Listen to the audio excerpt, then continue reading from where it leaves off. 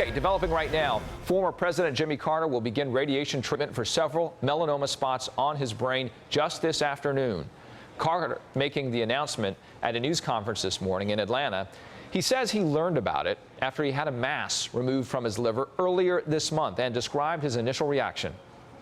We had an MRI of my head and neck, and it showed up that it was already in 4 places in my brain. So I would say that night and the next day until I came back up to Emory, I just thought I had a few weeks left. But I was surprisingly at ease. But now I feel, that it's in the hands of God, whom I worship, and I'll be prepared for anything that comes.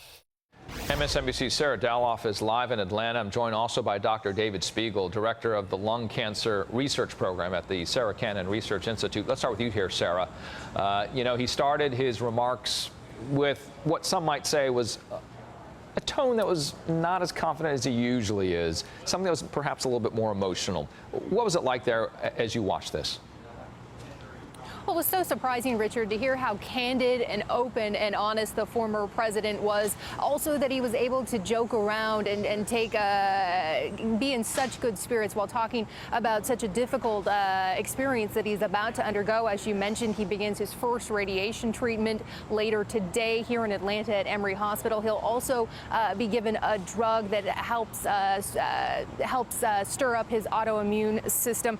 He says he's hoping for the best, but he is prepared for whatever comes. His grandson, Jason Carter, will be stepping into the role of chairman here at the Carter Center. They say that is a transition that was planned well before any cancer diagnosis. Jason Carter, who was running for governor there in the state of Georgia.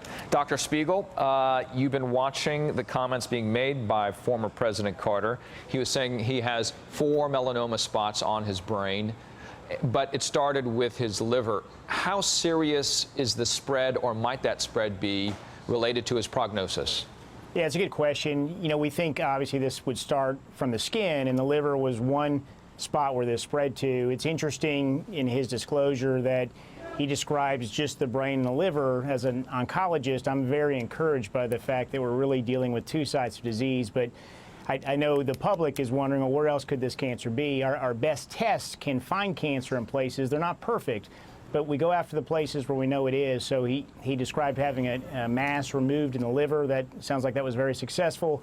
And now, hopefully, those 4 minute spots will be eradicated with radiation therapy. Dr. Spiegel, when we're looking at his age, a concern here?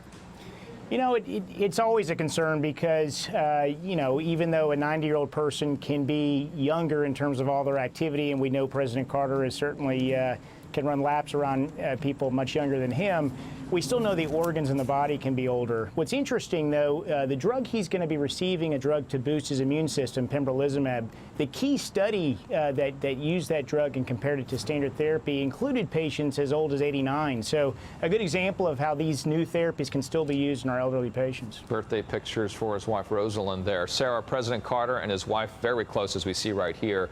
Here's what he said about what he was most proud of in his life.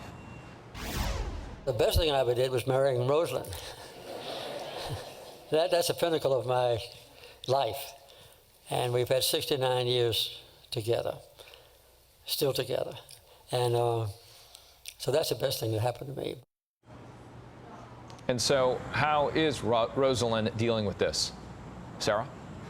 Yeah, that's a great question, Richard. She reportedly took the initial news harder than the former president, but you saw her there at the press conference today, sitting in the front row, listening to her husband speak. She appeared to be in good spirits. As for the rest of the family, they say they are grateful. They know they have a little bit more time with Mr. Carter. His grandson, Jason Carter, is reminding people that today was not a eulogy, that his grandfather plans to follow whatever course of action his doctors recommend, and he plans to stay as active as possible while doing so. For example, he is scheduled to teach Sunday school this coming weekend at his hometown church. He's also hoping that he might still be able to go on a planned humanitarian trip to Nepal, Richard. However, his treatment might interfere with that. Back to you. MSNBC's Sarah Daloff, Dr. David Spiegel, thank you both. Up next.